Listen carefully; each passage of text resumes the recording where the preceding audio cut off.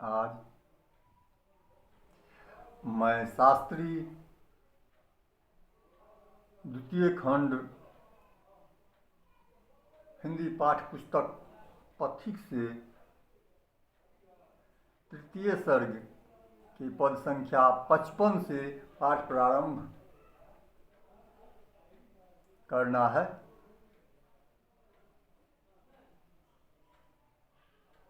पद इस प्रकार से हैं।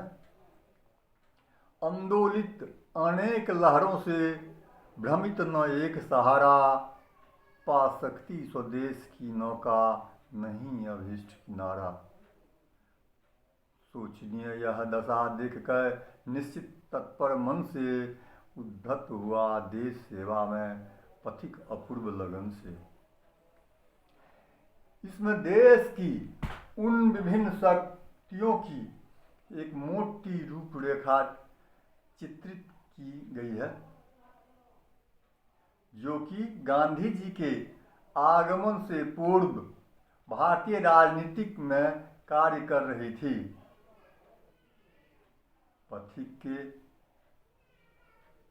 पथिक ने देखा कि शासन में शिक्षा और सुव्यवस्था से कोई नहीं, सिर्फ राज्य कार्य के संचालनार्थ थोड़ी शिक्षा दी जाने की व्यवस्था की गई है,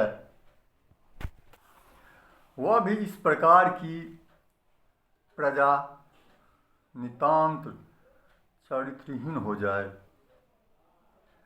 लक्ष्य भ्रष्ट बन जाए और सत्य को कुछ भी पहचान न पावे। इस विषम परिस्थिति में देश में कतिपय लोग ऐसे थे जिनमें समाज की कल्याण की भावना से काम कर रही, उसमें देश की प्रति सच्चा प्रेम था और वे सभी प्रकार के बलिदान करने को कृत संकल्प था।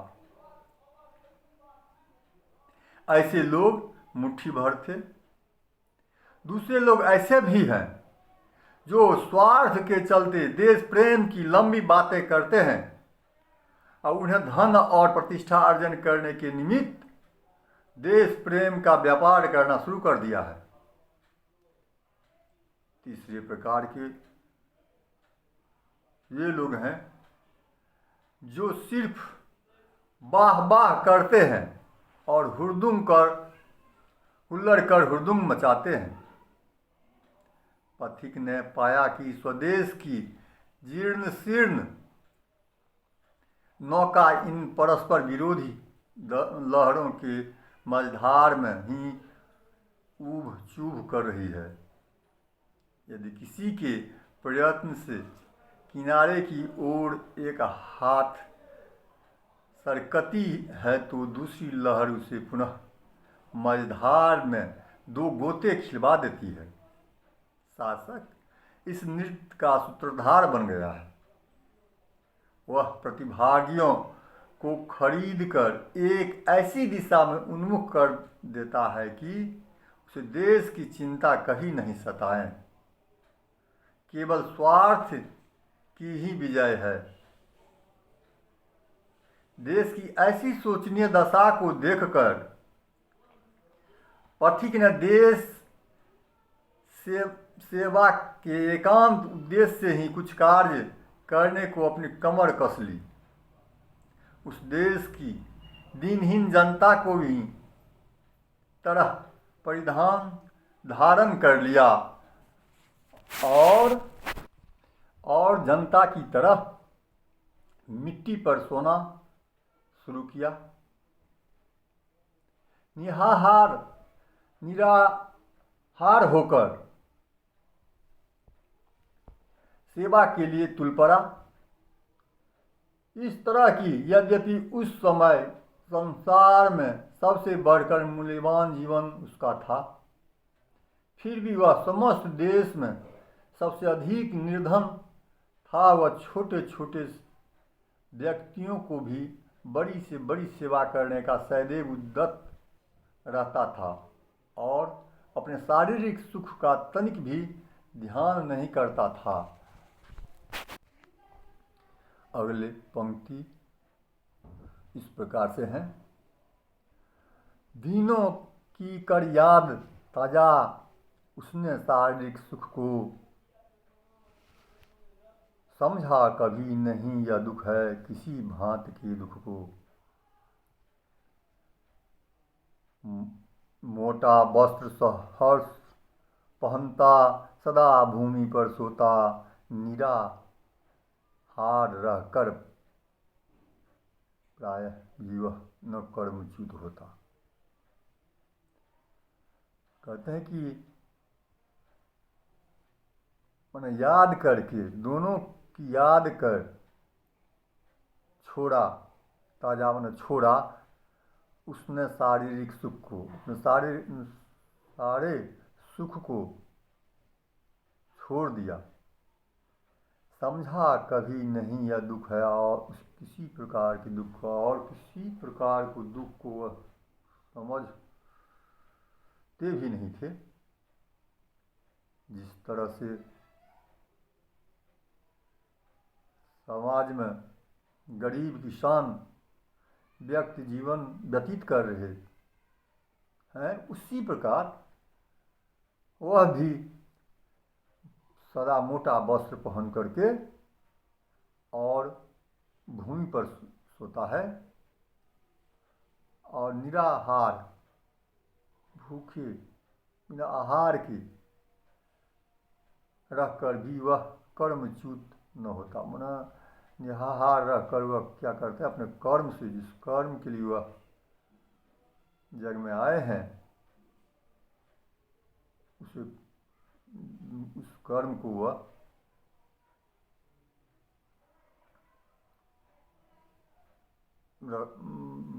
नहीं छोड़ता, कर्म पर अडिग रहता है। इससे आगे की पंक्ति है। वह उस समय समस्त देश में अद्वितीय निर्धन था, यद्यपि जल से बढ़कर उसका मूल्यवान जीवन था।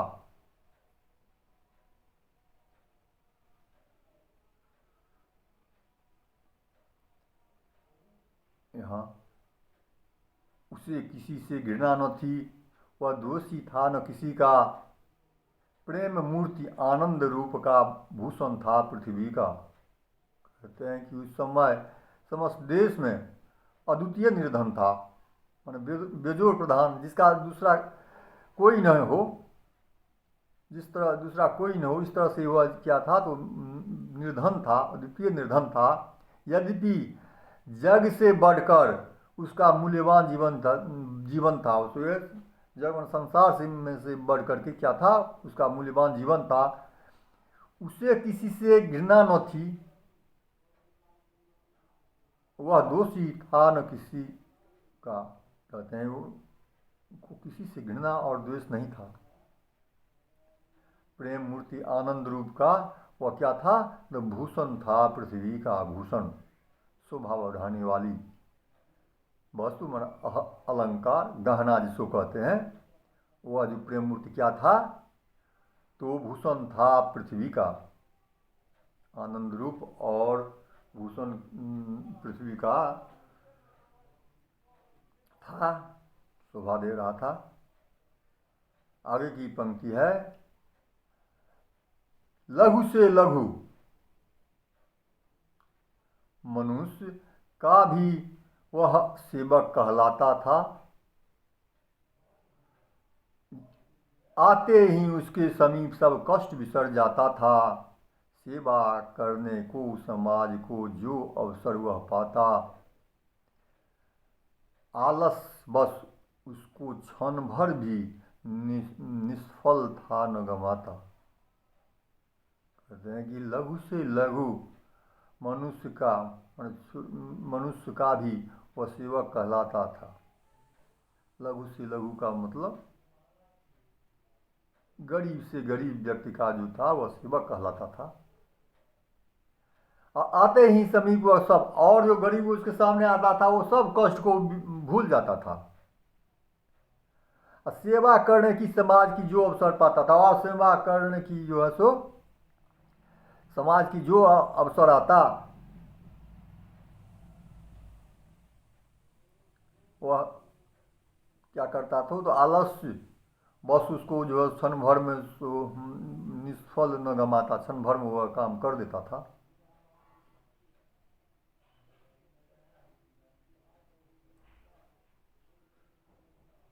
आगे की पंक्ति, उसने घूम घूम कर घर घर सबकी विविध व्यथाएं देखो, संग्रह की सतर्क हो अगणित कष्ट कथाएं। घोषित शासन की जोकों ने विघ्न निरंतर डाले, पर उसके अदम्य साहस ने सब कुछ संकट टाले। कहते हैं कि घूम घूम कर घर घर की विचित्र व्यथाएं देखी और संग्रह सतर्क से अगणित कष्ट जो है सो कष्ट कथाएं, कष्ट और कथाएं उसको कहने लगे पथिक से। और क्रोधित शासन की जोकों से, जोकों वह मनुष्य जो स्वार्थ, अपना स्वार्थ निकालने को पिंड न छोड़े,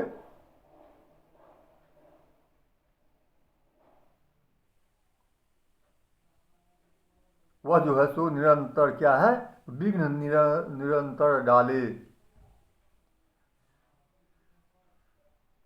शासनों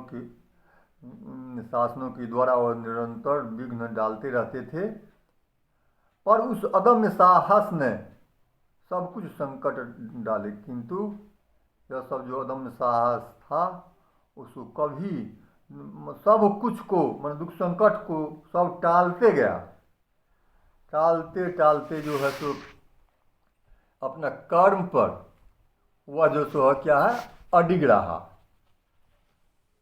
और कभी जो है सो कर्मच्युत नहीं हुआ। इसके आगे की पंक्ति है, देख पथिक का अटल धैर्य, अविरल बल कष्ट सहन में, अत्याचारों से अति पीड़ित त्रस्त प्रजा की मन में, हुई द्रविड़ तम में प्रभात बेला की जागृत आशा, देख पुष्प का उदय ही बलवती ऊंच अभिलाषा। कहते हैं कि देख पथिक का अटल धैर्य, अटल धैर्य, अविचल बल कष्ट सहन का, अविचल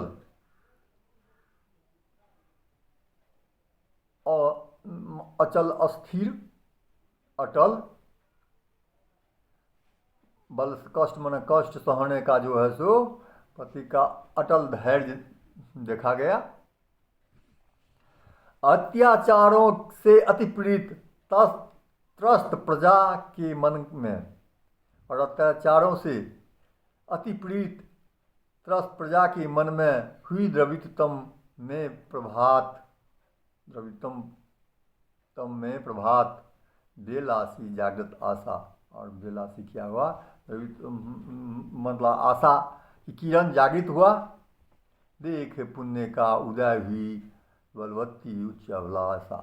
और देख करके पुण्य अभिलाषा, बलवती माना शक्तिमान, शक्तिमान अभिलाषाएं क्या हुआ, तो उदय हुई। अर्पण किया पथिक को जनता ने, तन मन धन सारा, सारे जनता ने अपने को अर्पित कर दिया। क्या अर्पित कर दिया, तन मन और धन सब जो है तीनों से अर्पण कर दिया। निसहाय डूबते हुए को मानो मिला सहारा, और निसहाय डूबते को मानो सहारा मिल गया है। आशा का आधार एक ही केंद्र समस्त हृदय का, अभिमत फल सा प्रकट प्रजा की पारस विनय का। और आशा का आधार एक ही केंद्र समस्त हृदय का था, जो अभिलाष, अभिमत मान अभिलाषा फल सा प्रकट प्रजा में पारस्परिक विनय का जो है सो आशा फल प्रकट हुआ। पथिक परम आराध्य हो गया सुरसम हृदय में, दुख में बंधु मित्र विविधा में, साथी बनकर भाई में। एक दिवस वह राजसभा में गया समीप नृपति के, सत्य सत्य का हित बताकर जनता की दुर्गत की। इसके बाद परम आधारित पथिक देवता के समान, मन सुरसम हृदय में, देवता के समान हृदय में, दुख में बंधु, जिस तरह दुख में बंधु भाई साथ देते हैं, उसी तरह जनता की दुख में और साथ देने लगे। मित्र विपदा में, मित्र जो है विपत्ति के समय जब आते हैं तो मित्र ही एक सहारा बनता है। साथी बनकर भाई में, अब भाई में जो है सो साथी बनकर काम करता है। इसी तरह सब मिलकर पथिक को साथ देने लगे। एक दिवस वह राजसभा में गया समीप नृपति की, और एक दिन क्या हुआ तो राजसभा में राजा के पास पहुंचा और सत्य सत्य सब हेतु बताकर जनता की दुर्गत की, और सब सत्य सत्य जो है जनता की दशा दुर्गति को राजा को कह दिया। कहा नृप को उसने तत्व नीति का राज धर्म समझाया, सुनकर हुई निरंकुश नृप की क्रोधित विकंपित काया। क्या हुआ तो नृप को उसने तत्व नीति और राजधर्म की बात को समझाया। वह सुनकर के क्या हुआ तो निरंकुश नृप को क्रोधित विकंपित काया, क्रोध से जो है सो व्याकुल होने लगे, घबराने लगे। राजा बोला, सुन रे पथिक, भला तू नीत तत्व क्या जाने। तब राजा ने कहा, सुन रे पथिक, तू क्या नित तत्व जाने, आया है तू यहाँ भूप को राजधर्म समझाने, तुम यहाँ आकर के तुम राजा को राजधर्म समझाने आया है। बहका कर तुम मूढ़ प्रजा को स्वार्थ सिद्ध करता है, तुम यहाँ के राज प्रजा को बहका करके तुम राज अपने को स्वार्थ सिद्ध करना चाहता है, और ईश्वर के प्रतिनिधि महीप ने नेक नहीं डरता है, और ईश्वर के प्रतिनिधित्व महीप से क्या है नेक भला नहीं डरता है। वह जो है सो पथिक जो है सो डगमग नहीं होता है, नहीं डरता है उनसे। क्या वो तो ईश्वर का प्रतिनिधि मानते हैं प्रजा, वास्तविक में ईश्वर का प्रतिनिधि है, तो कहता है ईश्वर के प्रतिनिधि महीप से नेक नहीं डरता है, भला नहीं डरता है। प्रजा सुखी सानंद शांत है, प्रजा क्या है तो सुखी सानंद आनंद सहित शांत है, कष्ट रूप वस्तु है। कहते हैं कि प्रजा शांत है, लेकिन तू इसका कारण तू है। कौन कहता है? राजा कहता है पथिक से, जो प्रजा सुखी शांत है, तुम इसका जो है सो कष्ट का रूप तू है। क्या होगा उपकार प्रजा का, भिक्षुक बना ही तो तू है।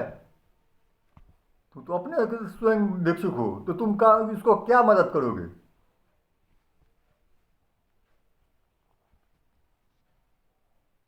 इस पर चुपचाप न देख अभागे, राजधर्म तू मेरा। कहते हैं अभागे, पथिक से कहते हैं अभागे, तुम चुपचाप न जा यहां से, यहां से तुम चुपचाप यहां से चले जाओ अभागे। राजधर्म तू मेरा, तू मेरा राजधर्म से तू यहाँ चुपचाप से चला जा। करके नृप से बैर अमंगल होगा निश्चित तेरा। तुम जो है सो राजा से बैर करके तुम्हारा अमंगल होगा। है तू व्याधि, क्या है तो है तू व्याधि, व्याधि रोग है तू, रोग प्रजा की, तू प्रजा की रोग है। मैं ठीक ठीक पहचाना, मैं ठीक ठीक जो है सो पहचान लिया। मेरा है कर्तव्य प्रजा से सिर से तुझे हटाना। मतलब मुझका राजा कहते हैं मुझको कर्तव्य बनता है कि प्रजा के हित के लिए तुमको यहाँ से जो है सो हटाना है। प्रजा के सिर पर जो तुम बोझ है उसको तुमको यहाँ से हटाना है, यही मेरा कर्तव्य बनता है। मैं हूँ भूप, राजा प्रजा का सब है। क्या है तो मैं हूँ भूप, प्रजा का सब है। धरा धाम धन मेरा, राजकर्म में कुछ कहने का है अधिकार न तेरा। यहाँ जो है सो राजधर्म में तू जो कुछ कह रहे हो या तुमको अधिकार नहीं है कहने का। देख असंभव शासक द्वारा कुछ सुधार शासन में, विफल हुआ उपदेश पथिक के चिंता उपजी मन में। इसके बाद पथिक सोचते हैं मैं जो इतना कुछ किया सब व्यर्थ हो गया। राजा को तनिक भी एहसास नहीं हुआ शासन के सुधारने में। राजा को जो है सो कुछ भी सुधार नहीं हुआ। तब जो स्वदेश के लिए अनल में सुख से जल सकता है, कहते हैं जो स्वदेश के लिए अनल आग में सुख से जल सकता है, वह निंदा स्तुत राजद्वेष से पथिक न विचल सकता है। कई बार मिलकर महीप को उसने फिर समझाया, पर नो पथिक का सदुपदेश उसको अभाग्य बस भाया। क्या हुआ, जब सुख से स्वदेश के लिए आग में जल सकता है और वह निंदा स्तुति राज रोष से पथ पर विचल न सकता है। कई बार मिलकर महीप को उसने जो है सो बहुत तरह से समझाया बुझाया, लेकिन वह जो है सो कभी जो है सो उनको जो है सो हृदय में न समाया। राजा को तनिक भी पथिक के उपदेश को सुनकर वह नहीं डगमग हुआ।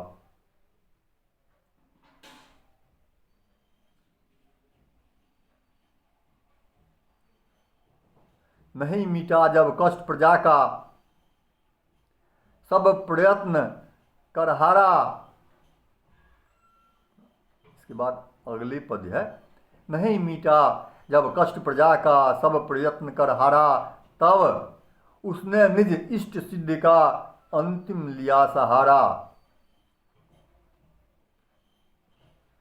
प्रांत प्रांत प्रत्येक गांव, घर घर प्रत्येक हृदय में एक भावना भर दी निर्लस फिर कर अल्प समय में। कहते हैं कि जब ये बात सब नहीं, प्रजा का जो है कष्ट नहीं मिटा, सब प्रयत्न करके हार गया, तब उसने इष्ट अभिलाषित चाहा हुआ, मतलब इष्ट का अंतिम सहारा लिया, इष्ट सिद्धि का अंतिम सहारा लिया। और प्रांत प्रांत प्रत्येक गांव, घर घर प्रत्येक हृदय में एक भावना भर दी, निर्लस ना आलस, फिर माने कुछ ही समय में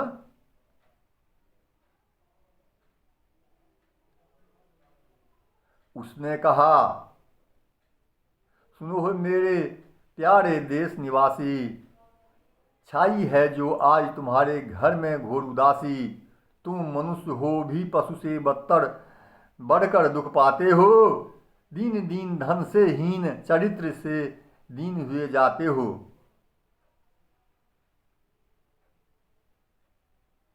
कहते हैं, हे देशवासियों, मैं जो कुछ कहता हूं वह ध्यान से सुनो। आज तुम्हारे घर में उदासी छाई हुई है। तुम मनुष्य होकर भी पशु से बढ़कर दुख पाते हो और दीन दीन धन से हीन और चरित्र से हीन हुए जाते हो। इसका क्या कारण है? इसका क्या कारण है, तुमने कभी हृदय में सोचा? अगली पंक्ति है, इसका क्या कारण है, तुमने कभी हृदय में सोचा? किस बल से जनता का जीवन है जा रहा दबोचा? सोचो तो क्या निज जीवन में स्वयं नहीं तुम दुख हो? क्या तुम सब स्वतंत्र शासन में सुख से नहीं विमुख हो? छात्रों, आज का पाठ यहीं तक रहने दीजिए, पद संख्या 59 तक। समय ज़्यादा लेने से नेट ठीक से काम नहीं कर पाता है, इसलिए आज यही पाठ समाप्त किया जाता है। धन्यवाद।